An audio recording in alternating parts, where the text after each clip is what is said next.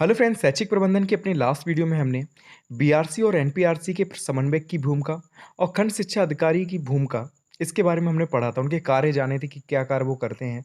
हम अपने आज के वीडियो में बात करेंगे जिला समन्वयक की भूमिका, यानी कि रोल ऑफ डिस्ट्रिक्ट कोऑर्डिनेटर। तो हम देखेंगे कि डिस्ट्रिक्ट कोऑर्डिनेटर के क्या कार्य होते हैं, क्या भूमिका होती है। ठीक है, तो चलिए स्टार्ट कर लेते हैं। डीपीईपी तथा सर्व शिक्षा अभियान या अन्य शैक्षिक परियोजना वाले जनपदों में शिक्षा की गुणवत्ता व सर्वसुलभता हेतु प्रत्येक जनपद में जिला समन्वयक के पद सृजित किए गए हैं। ठीक है, जहाँ भी डीपीपी प्रोग्राम चलाया गया था जिन जिलों में, ठीक है, ये सर्व शिक्षा अभियान जिन जिलों में चलाया गया या अन्य शैक्षिक परियोजना वाले जो जनपद हैं, इनमें शिक्षा की गुणवत्ता और सर्वसुलभता हेतु ताकि सभी को शिक्षा मिल सके और शिक्षा की गुणवत्ता को बढ़ाया जा सके, इसलिए प्रत्येक जनपद में किसके पद सृजित किए गए हैं? तो जिला समन्वयक के पद सृजित किए गए हैं, बनाए गए हैं कि एक जिला समन्वयक होगा जो शिक्षा की गुणवत्ता बढ़ाई जा सके इसके लिए कार्य करेगा और सभी तक शिक्षा की पहुँच हो इसके लिए कार्य करेगा। ठीक है, तो हम जान लेते हैं कि इनके क्या कार्य हैं, क्या है। तो जिला समन्वयक अक्षम बच्चों की शिक्षा व्यवस्था तथा विकलांग बच्चों की शिक्षा का प्रबंध करना और सुविधाएं उपलब्ध कराना। ठीक है, तो देखिए पहला कार्य जो है इसका वो है समेकित शिक्षा। और समेकित शिक्षा का मतलब ये रहता है कि जो अक्षम बच्चे हैं उनकी शिक्षा की व्यवस्था करना तथा विकलांग बच्चों की शिक्षा का प्रबंध कराना, उनके लिए सुविधाएं उपलब्ध कराना, ये सारा कार्य किसका होता है? जिला समन्वयक क्या होता है। ठीक है, तो पहला कार्य हो जाएगा इसका समेकित शिक्षा। समेकित शिक्षा या समावेशी शिक्षा के बारे में हमने पढ़ा था कि शिक्षा की सभी तक पहुंच होनी चाहिए, किसी प्रकार का भेदभाव नहीं होना चाहिए उनके पास। ठीक है, कि हम जन्म के आधार पर, धर्म के आधार पर, कास्ट के आधार पर हम भेदभाव करें, उन्हें शिक्षा ना दें। तो ये सारी चीज़ें नहीं होती। समावेशी शिक्षा में होता है कि सभी बच्चों को आपको शिक्षा देनी है। ठीक है, दूसरा जो कार्य है वो है बालिका शिक्षा। तो बालिका शिक्षा की देख-रेख व प्रसार हेतु जिला समन्वयक कार्य करते हैं। ठीक है, जो डिस्ट्रिक्ट कोऑर्डिनेटर होगा वो बालिका शिक्षा की देख-रेख करेगा कि कैसा कार्य चल रहा है और उसका प्रचार-प्रसार करेगा। ठीक है। तीसरा है प्रशिक्षण, यानी कि ट्रेनिंग। शिक्षकों की क्षमता संवर्धन हेतु विभिन्न अकादमिक व सामुदायिक प्रशिक्षण के संचालन में विशेषज्ञ बेसिक शिक्षा अधिकारी के नेतृत्व में काम करना। ठीक है, जो विशेषज्ञ होते हैं बेसिक शिक्षा अधिकारी उनके नेतृत्व में ये काम करता है।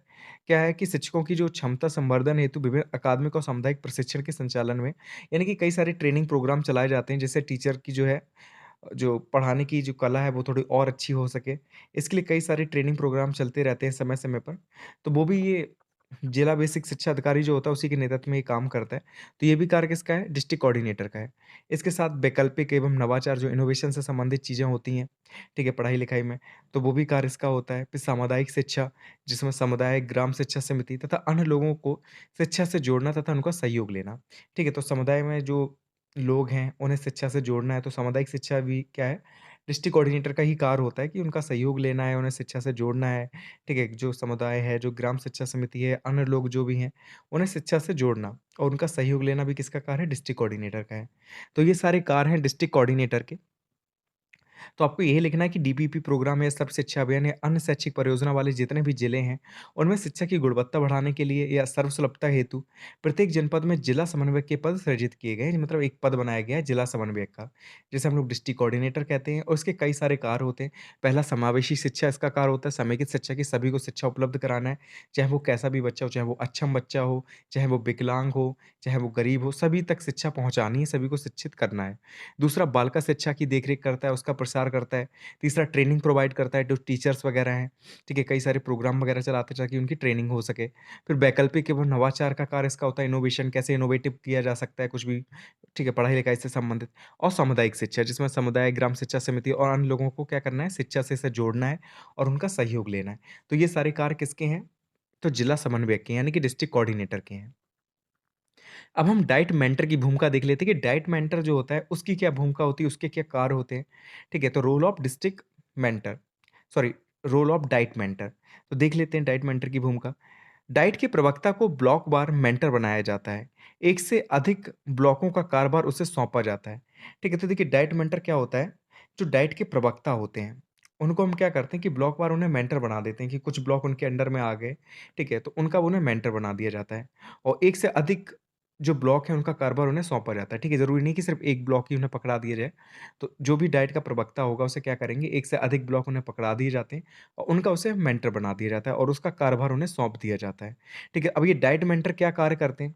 तो पहला कि बीआरसी की मासिक जो बैठक होती हैं, ठीक है, हर महीने कुछ बैठकें होती हैं बीआरसी की, यानी कि ब्लॉक रिसोर्सेज़ सेंटर की। तो उनकी जो मासिक बैठक है, उसमें ये भाग लेते हैं, ठीक है? प्रतिभाग लेते हैं, भाग लेते हैं, ठीक है? उनमें बैठते हैं, मीटिंग में देखते हैं कि क्या हो रहा है, क्या नहीं चल रहा है, सारी चीज़ें। दूसरा कि शिक्षकों द्वारा प्राप्त प्रशिक्षण, क्षमता संवर्धन हेतु क्षमता संवर्धन के कार्यक्रमों को कक्षा में व्यवहारित करना, ठीक है? जो शिक्षक हैं, जो भी टीचर हैं, उन्हें जो भी ट्रेनिंग मिली है, ठीक है? जो क्षमता संवर्धन के लिए उनके लिए कार्यक्रम चलाए गए थे, तो उसे कक्षा में ही व्यवहारित करते हैं, करके दिखाते हैं, बताते हैं।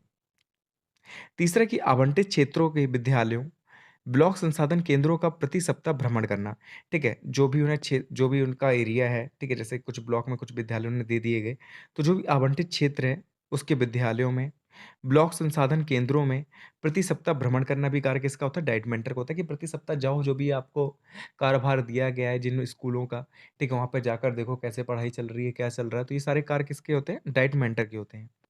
फिर चौथा कार्य है कि प्रशिक्षण कार्यशालाओं का आयोजन एवं संचालन करना। ठीक है, जो ट्रेनिंग कार्यशालाएँ होती हैं, ट्रेनिंग वगैरह देने के लिए, तो उनका आयोजन करने का कार्य, उनका संचालन करने का कार्य भी डाइट मेंटर का है। विद्यालय स्तर पर शिक्षकों के कार्यों की समीक्षा करने का कार्य भी किसका है? डाइट मेंटर का है। ठीक है, कि मान लिया आपको 2 ब्लॉक सौंप दिए गए, तो उसमें जितने भी विद्यालय, वहाँ पर जाकर आप देखें कि टीचर कैसे पढ़ा रहे हैं, ठीक है, उनके कार्यों का जायज़ा लो, ठीक है, उनकी समीक्षा करो, तो ये भी कार्य डाइट मेंटर का होता है। और विद्यालय स्तर पर शिक्षकों व बच्चों की सहायता करना कि कैसे आप उनकी हेल्प कर सकते हैं, बच्चों की जो टीचर्स हैं उनकी, ठीक है? तो ये सारे कार्य किसके होते हैं? डाइट मेंटर के होते हैं, ठीक है? तो डाइट मेंटर के कार्यों में आप इन्हें लिख सकते हैं कि जो भी डाइट का प्रवक्ता होगा उसे कुछ ब्लॉक वाइज़ उन्हें दे दिए जाते हैं कि इन ब्लॉक के जितने भी विद्यालय, उनकी ज़िम्मेदारी आपकी है। तो उसमें कई सारे ये कार्य करते हैं कि विद्यालय स्तर पर जो बच्चे हैं, जो टीचर हैं, उनकी हेल्प करना, उनके कार्यों की समीक्षा करना, ठीक है? जो प्रशिक्षण कार्यशालाएँ हैं, उनके आयोजन करना, उनका संचालन करना। तो ये सारे कार्य किसके हो जाते हैं? डाइट मेंटर के हो जाते हैं।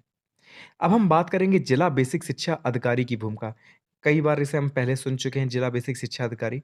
अब हम जान लेते हैं कि इसकी क्या भूमिका होती है, इसके क्या कार्य होते हैं। विद्यालय प्रबंध तंत्र में जिला बेसिक शिक्षा अधिकारी की भूमिका बहुत महत्वपूर्ण होती है। यह जिले का प्रमुख शिक्षा अधिकारी होता है एवं जिला स्तर पर इसका कार्यालय होता है। इसके अधिकार में जिले की समस्त प्राथमिक विद्यालयों की प्रबंधकीय व्यवस्था होती है। ठीक है, तो बेसिक शिक्षा अधिकारी जो होता है, वो एक जिले में सबसे बड़ा अधिकारी होता है। ठीक है। विद्यालय प्रबंध तंत्र में जिला बेसिक शिक्षा अधिकारी की भूमिका बहुत ज़्यादा महत्वपूर्ण होती है, ठीक है?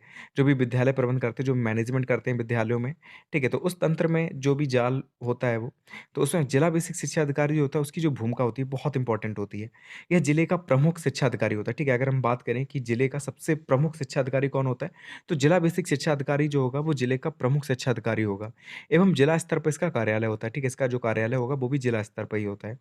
और इसके अधिकार में जिले के जितने भी प्राथमिक विद्यालय हैं, उनकी प्रबंधकीय व्यवस्था जो होती है, वो इसी के अधिकार में आती है। ठीक है? तो जिला बेसिक शिक्षा अधिकारी क्या करेगा? डिस्ट्रिक्ट के जितने भी प्राथमिक विद्यालय हैं, उनमें प्रबंधकीय व्यवस्था करेगा। ठीक है? अब जिला बेसिक शिक्षा अधिकारी के कार्य देख लेते हैं। ये इम्पोर्टेंट क्वेश्चन बनेगा। ठीक है? ये आ सकता है, इसलिए अच्छे से पढ़ लेना इसे। इसके कार्य क्या हैं कि मुख्य कार्य है कि समय-समय पर जिले के विद्यालयों का निरीक्षण करना और उनके विकास हेतु सुझाव देना, ठीक है? तो जिला बेसिक शिक्षा अधिकारी का मुख्य कार्य यही है कि समय-समय पर क्या करना है, विद्यालयों में निरीक्षण करना है जाकर और उनके विकास हेतु उन्हें सुझाव देने हैं। दूसरा कि विद्यालय के जो भौतिक संसाधनों हैं, उनकी उपलब्धता की पर्याप्तता का आकलन करना। अब अगर आप विद्यालय जा रहे हैं, उसकी समीक्षा कर रहे हैं, तो आप ये भी देखेंगे कि जो भौतिक संसाधन है विद्यालय में उपलब्ध हैं कि नहीं है। अगर नहीं है, तो उनका आकलन करना कि क्या चीज़ नहीं है, किस चीज़ की कमी है, तो उसकी व्यवस्था करना। तो ये जिला बेसिक शिक्षा अधिकारी का कार्य है। तीसरा कि जिले की किसी भी विद्यालय में रिक्त पदों का विवरण लिया जाता है तथा रिक्तियों के लिए ज्ञापन दिया जाता है। ठीक है? तो ये भी जिला बेसिक शिक्षा अधिकारी का कार्य है कि किसी भी डिस्ट्रिक्ट में कितने रिक्त पद हैं, ठीक है? किसी विद्यालय में अगर मान लीजिए बच्चे बहुत ज़्यादा हैं, तो उस हिसाब से टीचर कितने कम हैं, जो भी रिक्त पद हैं उनकी विवरण लेते हैं, ठीक है? विवरण लेते हैं हर विद्यालय से कि कितने रिक्त पद हैं और रिक्तियों के लिए फिर ज्ञापन देते हैं। फिर 4th है काम है इनका कि जिले में शिक्षा की गुणवत्ता को बनाए रखने के लिए जिला बेसिक शिक्षा अधिकारी द्वारा अपने अधीनस्थों के कार्यों की जाँच की जाती है। ठीक है? मतलब शिक्षा की गुणवत्ता को कैसे बढ़ाया जा सकता है, तो ये क्या करते हैं जिला बेसिक शिक्षा अधिकारी उनके अधीनस्थ में जितने भी जो लोग हैं, उनके कार्यों की जाँच करते हैं कि ये सही से कार्य कर रहे हैं कि नहीं कर रहे हैं। ये कैसे जो शिक्षा है उसकी गुणवत्ता को बढ़ाया जा सकता है, उसकी क्वालिटी को बढ़ाया जा सकता है। अब जिला बेसिक शिक्षा अधिकारी को छोड़ के अन्य अधिकारी भी होते हैं, उनके कार्य देख लेते हैं, उनकी भूमिका देख लेते हैं। तो इसमें सबसे पहले आ जाते हैं जिलाधिकारी, जिन्हें हम लोग मुख्य विकास अधिकारी भी कहते हैं। जिलाधिकारी स्वयं या अपने नामित अधिकारी प्रायः मुख्य विकास अधिकारी के माध्यम से बेसिक शिक्षा का प्रबंध करते हैं। ठीक है, तो बेसिक शिक्षा का प्रबंध करने का कार्य जिलाधिकारी का होता है, मुख्य विकास अधिकारी का होता है। ये क्या क्या करते हैं, तो स्वयं उसकी उसका प्रबंध करेंगे बेसिक शिक्षा का, या इनके जो नामित अधिकारी होते हैं, इनके अंडर में जो भी अधिकारी होते हैं, उनके माध्यम से बेसिक शिक्षा का प्रबंध करते हैं। ठीक है, तो ये जिला अधिकारी का कार्य हो गया। दूसरे अधिकारी आ जाएँगे आपके प्राचार्य डाइट, ठीक है, जो डाइट के प्राचार्य होते हैं, उनकी बात हो रही है। तो बेसिक शिक्षा में गुणवत्ता प्रबंधन तथा अन्य सहयोग, शिक्षक प्रशिक्षण, प्रबंधन, नवाचार का प्रबंधन करना आदि इनके कार्य हैं। ठीक है, जो डाइट का प्राचार्य होता है, उसके क्या कार्य होते हैं? तो बेसिक शिक्षा में जो गुणवत्ता है, उसका प्रबंधन करना कि कैसे गुणवत्ता बढ़ाई जा सकती है, ठीक है? और कितने अच्छे से शिक्षा दी जा सकती है, तो इसका ध्यान रखना, ठीक है? अन्य सहयोग जैसे कि शिक्षक प्रशिक्षण, जो टीचर ट्रेनिंग दी जाती है, उसकी व्यवस्था करना, नवाचार का प्रबंधन करना, ठीक है? इनोवेशन कैसे लाया जा सकता है पढ़ाई-लिखाई में। तो ये सारे कार्य किसके होते हैं? प्राचार्य डाइट के होते हैं, ठीक है? कि शिक्षा की गुणवत्ता बढ़ाने के लिए, अन्य सहयोग के लिए, टीचर की ट्रेनिंग के लिए और इनोवेशन के लिए, ये सारे कार्य प्राचार्य डाइट के होते हैं। तीसरे नंबर पे अधिकारी आता है परियोजना निदेशक। अब परियोजना निदेशक क्या करता है? तो भवन निर्माण में प्रबंधन तथा अन्य सहयोग करेगा। जो भी भवन व वगैरह होते हैं विद्यालय के, ठीक है? तो उनमें प्रबंधन का कार्य इसका होता है और अन्य सहयोग थोड़ा बहुत करता है ये परियोजना निदेशक। फिर आता है जिला विकास अधिकारी। इनका कार्य क्या है कि जो विद्यालय होता है उसका विकास वगैरह करना, पेयजल की व्यवस्था करना आदि कार्य इसके हो जाते हैं। फिर आता है जिला समाज कल्याण अधिकारी। इसमें छात्रवृत्ति का प्रबंधन करना, शिक्षण शुल्क से जुड़े कुछ मामलों को देखना, ये जिला समाज कल्याण अधिकारी करता है। ठीक है, जो स्कॉलरशिप वगैरह आती है, ठीक है, तो उसका प्रबंधन करना, उसका मैनेजमेंट करना, ये किसका कार्य है? जिला समाज कल्याण अधिकारी का है। या जो शिक्षण शुल्क है, उससे जुड़े जो मामले होते हैं, उन्हें देखना किसका कार्य होता है? जिला समाज कल्याण अधिकारी का होता है। ठीक है, तो ये हमने अन्य अधिकारियों की भूमिका देख ली। साथ ही साथ जिला बेसिक शिक्षा अधिकारी जो थे, उनकी भूमिका देख ली, डाइट मेंटर की भूमिका देख ली, ठीक है? तो आज के वीडियो में हम इतना ही रखेंगे। नेक्स्ट वीडियो में हमें जो पढ़ना है टॉपिक, वो है राष्ट्रीय एवं राज्य स्तर पर कार्य करने वाले अभिकरण। ये डिस्ट्रिक्ट स्तर पे काम करने वाले थे। अब हम बात करेंगे राष्ट्रीय एवं राज्य स्तर पर कार्य करने वाले अभिकरण, मतलब जो भी एजेंसी कार्य करती हैं, नेशनल लेवल पर या स्टेट लेवल पर, तो उनके बारे में हमें पढ़ना है। ठीक है? तो फिर मिलते हैं नेक्स्ट वीडियो में। Thank you so much for watching this video.